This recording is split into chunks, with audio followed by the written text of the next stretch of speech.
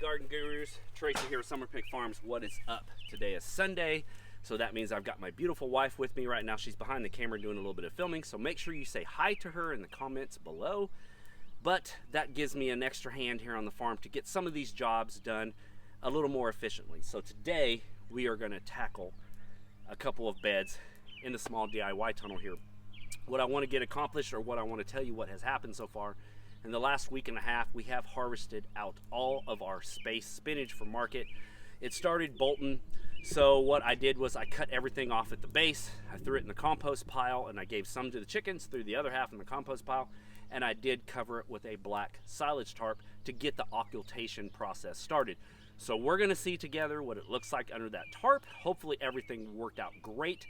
We can get some Salanova planted in there today, but we also need to get this wildfire baby greens mix out of here. We have harvested on this for the last month and a half. It is well past its prime, starting to get a little bit weedy, so we need to do a little bit of work here in the tunnel today to get that bed under black silage tarp so we can put carrots in there in the next 2 weeks. So let's get started. All right, this is what we're talking about. So what we're gonna do here is, like I said, this is the wildfire mix from Johnny's, and it may look good. It's still good. It's got a great taste to it. Everything's still good, but it's a little bit long in the tooth here. It's run its course, so we got to get this taken care of. But come a little bit closer, and I'm gonna show you what I'm talking about. All right, if you look down deep in here, you can see how some of this, we have some dead matter here, and that's just gonna happen with these thickly, densely planted salad mixes like this. But you can also see that we do have some weed pressure right here. And see these weeds right here? This is exactly what I'm talking about. We need to get these out of here. Usually what I've been doing is, before harvesting, I come through and I weed this bed out, and then I harvest, and then I do the same thing every week. But since we have gotten 5 or 6 cuttings off of this, usually I like to do 3 or 4, and then I move on to the next bed. We do have another bed in that high tunnel there that is ready for next week's harvest. So that tells me we're gonna get this bed worked out today. So how we're gonna do this is, I got my trusty old bucket here, and I've got my harvest knife. So what we're gonna do is, we are just gonna scalp this off at the ground. You can do this multiple ways. You guys have seen me do this multiple ways. You can grab your knife like this. You can come in and just grab a handful of lettuce and just start scalping this. Don't worry about getting this knife dirty, because we will sharpen it and sanitize it when we're done. But you can go through and just scalp this, just like I'm doing right here, which is fairly easy to do. You can get this done pretty well, but you see how this pretty much scalps this off at the ground, but it leaves these roots in here, because you definitely want to leave the roots in here. The roots left in here will actually feed the microbes in the soil. You can see we have really good soil here. I could dig way down, see, way down in there right now, and you can see the roots from the other matter that's been in here. So right there is going to feed all the little bugs and all the little microbes in the soil. Plus, oh look, see a little baby worm right there? See it? That's what you want to see in your garden beds. So, or you could take, you've also seen me take my push mower and put it on the lowest setting with the bagger, and actually run over this with the lawnmower and then bag everything up. This really doesn't have a lot of room in here. This really doesn't have a lot of room in here for me to get this lawnmower really turned around very well. Plus this bed's only 32 feet long. It's easier for me to take a knife and a bucket and work my way down. So I'm gonna go ahead and do that, and then I'll meet you at the end.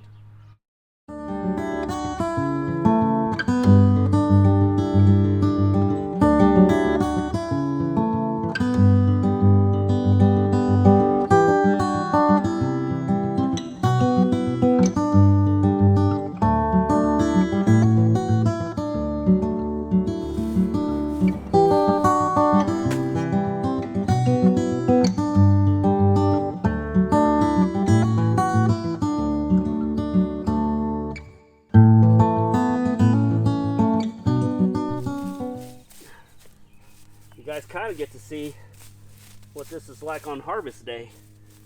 Pretty much just not as intense. On harvest day I don't scalp it off at the ground, so I'll just grab a little bit and then leave an inch or 2 inches up like that. And you could by all means do that and leave your debris in the bed like this, but I need to turn this around in a couple weeks. If I was going to let this bed sit for more than a month, I probably wouldn't even do this. I would probably just throw the tarp. I would probably just take the tarp throw the tarp on top of it, water it in really good, and then just let it go and let Mother Nature take over and use all this as a biomass cover crop fertilizer to actually feed the soil and feed all the microbes and stuff, all this stuff in here. You don't have to worry about these weed seeds or nothing. But I need to flip this bed around, so that's the reason why we're going to go ahead and take the extra time and get this bed scalped, what I call scalping, so we can get the tarp on and get this a little quicker. It just speeds it up by a week or 2 weeks quicker by scalping it at the ground, that's all. And we've got enough. You guys know we always put our homemade compost when we do a bed flip, so we put a lot of nutrients back into the ground when we get these beds ready to get planted out. And you'll see that when we got to put that Salanova in there tonight. Like I said, you know, you always want to try to do your transplanting either in the early morning or towards later afternoon going into night, so that way you just keep less stress on your plants, especially these tender leaves of these cool crops that don't like to be growing in the summertime. You know, it is late May here, but it's starting. We have hit 90-degree weather here in Kansas, so you know lettuces aren't too keen of growing in this type of weather. So to keep them happy, to keep our customers happy, and to keep the farm's checkbook happy, we need to keep growing our lettuces for our customers, for all of their salad needs. So in order to do that, we're going to do a lot of cool things to get this to stay alive, which includes watering regimen, different watering regimen when it's hot, and also a little bit of shade cloth. So we're going to put shade cloth on this, which I don't have cloth on this little tunnel yet.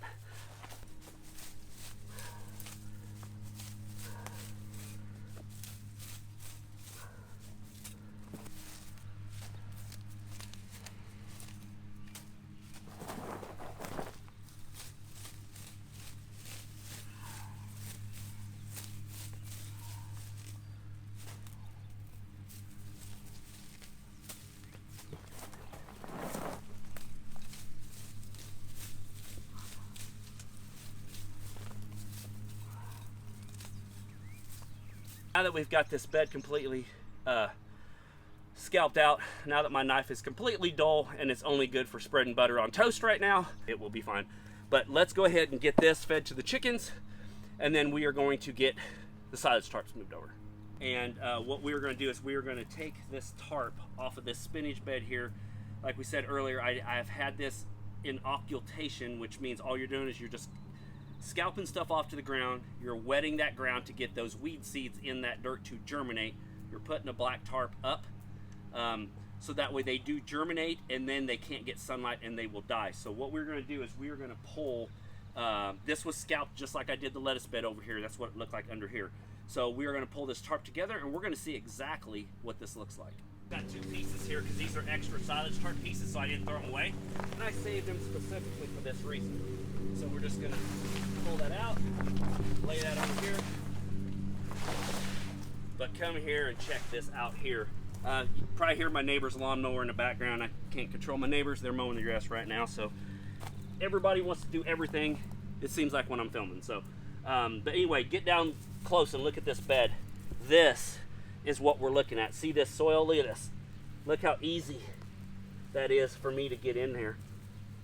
That's what occultation does. It helps feed that soil, keeps that moisture in that dirt. You want to try to do the best you can never to leave dirt uncovered to dry out in the sun. It'll become hydrophobic. You always want to try to keep your soil covered, even, God forbid, even if it's covered in weeds. You want to at least try to keep something growing in it. Cover crops, stuff like that works good. This is some of that residue. It's not going to hurt anything, but you can look at this soil. We can just reach down into this soil here. Oh, see, there's some carrots left over from the carrot bed that used to be here. That can stay in there. It's not hurting nothing, but look at this soil. Can reach down in there. Look at this, see? Right there, that's exactly what we're looking for. So we've got great soil here, a little bit of our homemade compost that we use, and yeah.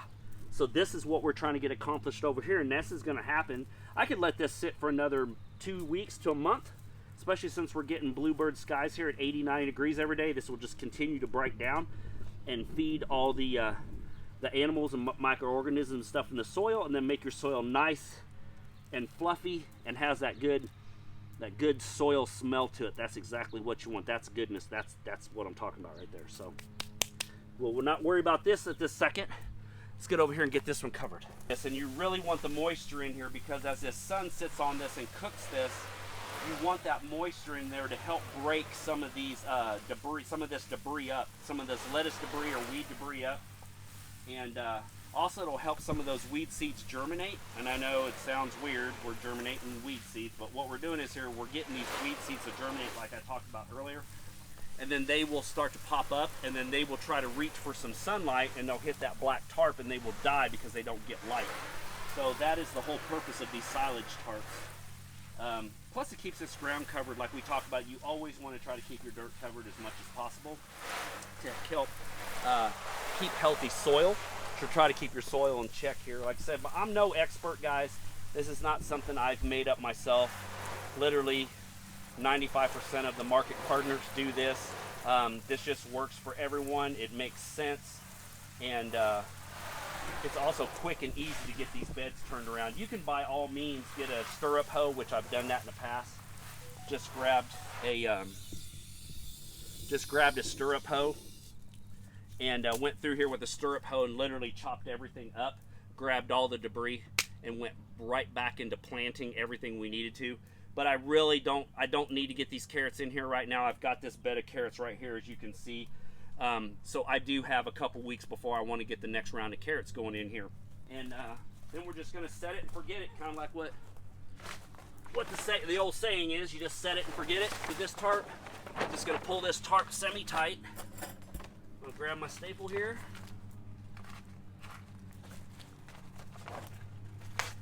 Just gonna do this. I'm gonna come through, grab this tarp here. Pull my water hose out of the way there.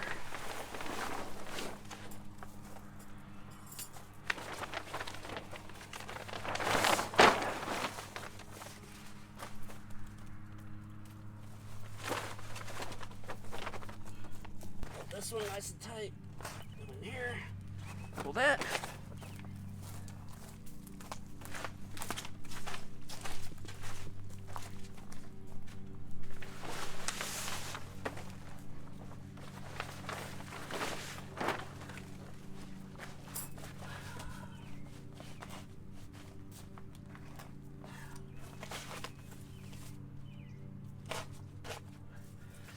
Right, we are done for now. So this bed, well, you know what, I'm gonna go ahead, I got two in my hand. I'm gonna go ahead and just put another couple right here. Split that bed in half here. And we're just gonna, that way. There we go.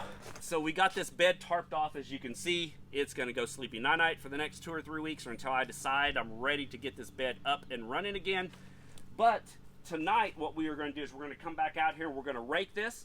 We're going to put a couple buckets of compost on top of it, just as a feeder compost, and then we're going to put Salanova in here. So let's get going on that. All right, like I promised earlier in the first half of the video, it is now 7:30 at night. So you can see we've got the sun setting in the west, so it's got a nice cool bed here to get these lettuce heads planted in. Okay, so what happened is, my wife came through here earlier when I was getting everything ready, and she came through and lightly broad forked this area. And so we got this lightly, for the most part, kind of aerated out. And all I'm doing is I'm taking I guess a yard rake, a lawn rake, construction rake, whatever you want to call it. And all I'm doing is I'm coming through and I'm just establishing the beds. The beds are already here.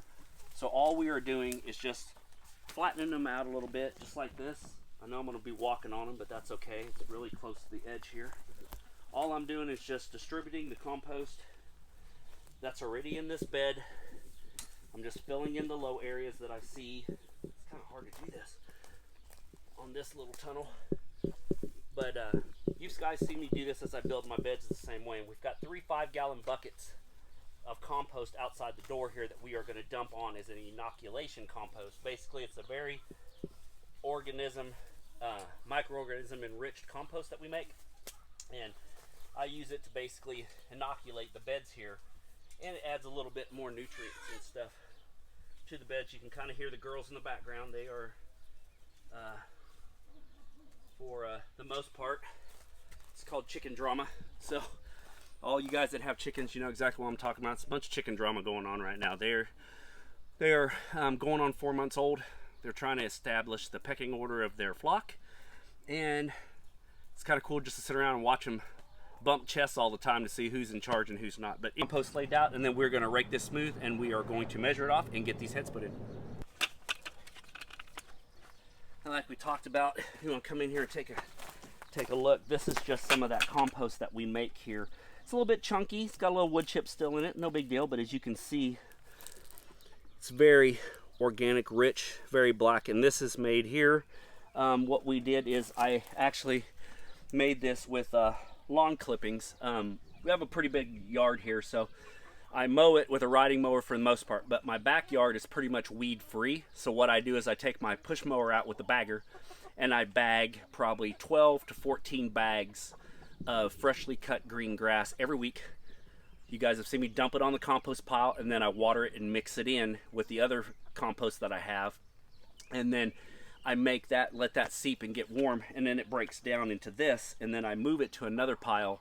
And then usually what I'll do is when I do some of our potted plants and stuff, I will screen it with screened out the compost, and then we use that to backfill the hole. I didn't screen this, so this is going to have a little chunk in it, and it's not going to be any big deal for working here in the tunnels because this is going to further break down. Plus, by the time we rip this out, this stuff will start to break down already. So yeah, it doesn't need anything. So all we're going to do is we're going to grab 3 buckets, and I'm just going to split this into thirds, and then we are just going to dump a little bit on top, take a leaf rake, and we're just going to lightly rake it in, and then we're going to start plotting this out.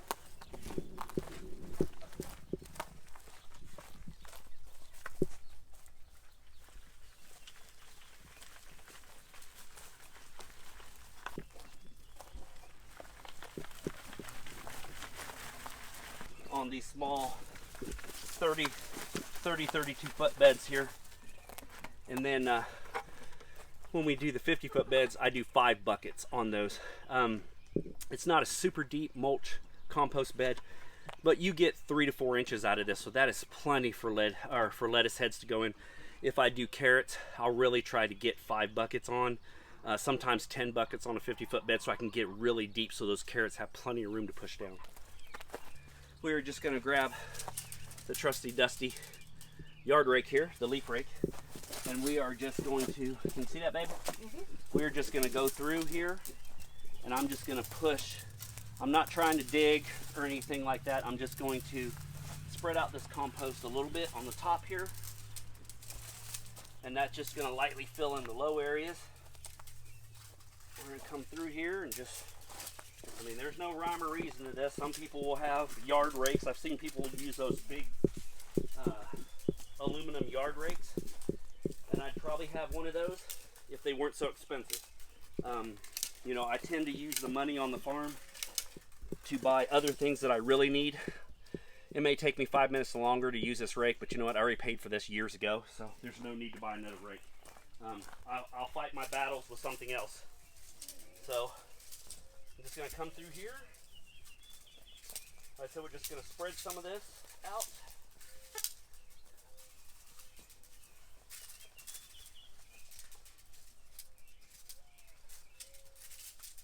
Nice and pretty. And ultimately you would want a 30-inch bed because that's pretty much what a market gardener goes by, is 30-inch beds. You can have whatever you want. I do a 30-inch bed, but you know, it's not a big deal. And it's not an exact science. I don't, you know, you can be a little bit short, a little bit long, whatever. All right, cleaned up. You can see that nice pretty bed for them lettuces to go in. So let's get them transplants in. So you guys see me use this, just use my my tape here, and what we are going to do is I'm just going to lay out this bed so I know perfectly where I'm putting these, average where I'm putting these. So I will just lay out, what I'll do is I'll just grab a landscaping staple, Then I'll hook it in here. I'm gonna put that in the ground. All right, we went ahead and decided that we were gonna do these on every 12-inch. And the reasoning behind that is usually in the summertime I would tighten these up to 6 and then do 12 inches in the wintertime because I want a bigger head because I can keep them in the ground a little longer. In the summertime, lettuce will, Salanova not so much because it's pretty heat hardy, but every lettuce has its limitations. I'm going to try to at least get 2 cuttings out of this like we talked about earlier. But what I'm going to do is I'm going to put this on 12 inches to try to get a little bigger head. Plus, since that is a 128 cell tray, some of those did not make it. So we weren't going to have enough to do every 6 inches because I only did 1 tray because I do have some in the other tunnel. So you guys have seen this before. I've got a string line here. All I'm using it is as a reference.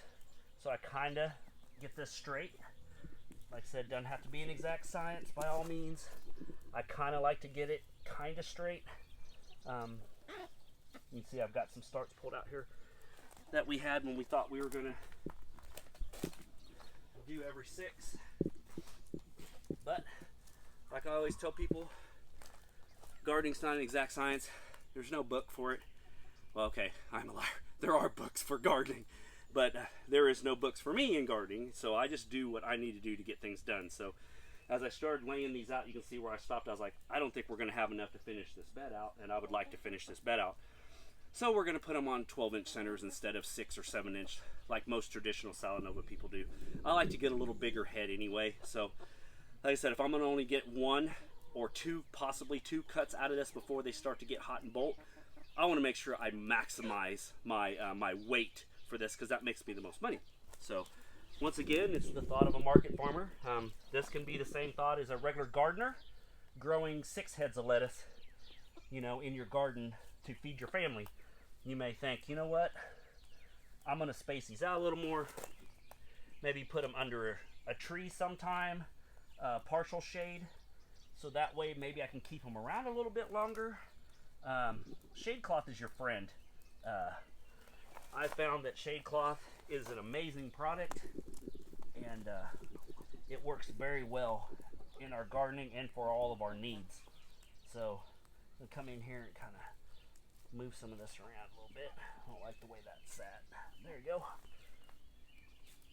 Like I said, the easy thing is when you do a deeper mulch compost like this, you pretty much can just get in here with your hands. Pretty easy planting. I have a pretty bad back. Had a pretty bad injury a couple years ago, and I'm not supposed to be doing any of this without a back brace. But you ever tried to mow the grass in a back brace, or you ever tried to market garden in a back brace? No. So I've learned to try to, I know I say this and this sounds dumb because my wife is filming right now, but I've learned to live through most of the pain. So, but you know, once again, this has got to get done. So the quicker it gets done, the faster it grows, and the more money the farm makes. So that's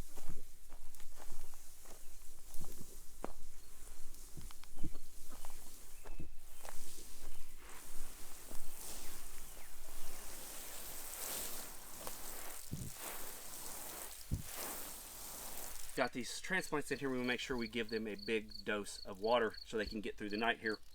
I on purposely do not water my trays for the day of and possibly the night before going into the day of planting to let those little pods dry up a little bit, and what that will do is that will pull away from the seed trays side walls. If you guys have ever wondered why you go and you water once or twice a day like that and then you go to pull your transplants out and it just, the roots and all come out and the pot and the dirt really just stays in there, it's because the soil's wet and it is stuck to the side of that plastic, and then when you go to pull it out, the soil is wet, so you're just pulling, your brute force of you pulling the transplant out is pulling it out of the soil itself.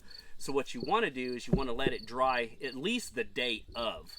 before you transplant that night. I usually do it the night before. I will water the day before in the afternoon, then I won't water it that night, and then I won't water it all day before transplanting. This is any type of wildfire mixes and stuff. I just overhead water it. Doesn't hurt anything. I usually do it once a day. I do it first thing in the morning. The only reason why I'm doing it now is because we just transplanted these in. I want to make sure these guys get a good drink of water. I usually do this first thing in the morning. I like to water first thing in the morning so that way as the sun comes up, it will dry the leaves off and dry it up so it doesn't sit with wet feet overnight and possibly get any type of disease or fungal issue or anything like that. Enough from us today. This is how we get it done. This is the life of a market gardener, even on the weekends. Yes, even on the weekends we're still working. But anyway, guys, make sure you check out the links below if you're looking for anything from seed starting trays to high tunnels to plastic to insect netting, anything like that. Give my friends Bootstrap Farmer a shout out. Let them know that Tracy from Summer Pick Farm sent you. And I'll see you guys next time. Bye.